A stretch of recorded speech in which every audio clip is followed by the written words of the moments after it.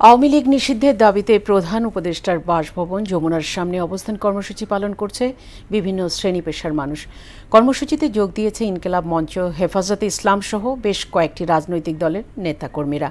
আওয়ামী লীগ নিষিদ্ধের পাশাপাশি জুলাই সনদ ঘোষণা এবং ফ্যাসিস্টের দোসর উপদেষ্টাদের পদত্যাগ দাবিতে বাদ জমা গণজমায়েত করবেন তারা।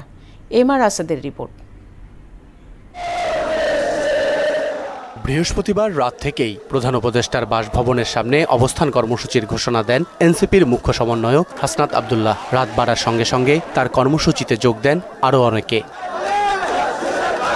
শুক্রবার সকালেও চলে কর্মসূচি। বাদ জুমা গণজমায়েতের ঘোষণা দেয়া হলে বিভিন্ন রাজনৈতিক ও সামাজিক সংগঠনের নেতাকর্মীরা জড়ো হতে থাকেন যমুনার সামনে। দাবি জানান আওয়ামী লীগ নিষিদ্ধের। আওয়ামী লীগের অঙ্গ সংগঠন সারা বাংলাদেশে অরাজকতা সৃষ্টি করতেছে, কারণ এইটা আওয়ামী লীগ নিষিদ্ধ হওয়া ছাড়া আর কোনো উপায় নেই। আমাদের দেশে যারা নাকি খুনির সাথে জড়িত, এরা নিরাপদে বিভিন্ন পার্শ্ব রাষ্ট্রের সহযোগিতায়, এদের সহযোগিতায় নিরাপত্তার সাথে দেশ থেকে বাইরে হতে চাচ্ছে। খুনি আসিরা ভারতে পলাতক আছে, হাসিনাকে বাংলাদেশে এনে ফাঁসির দাবিতে আমাদের মূল আয়োজন আজকে।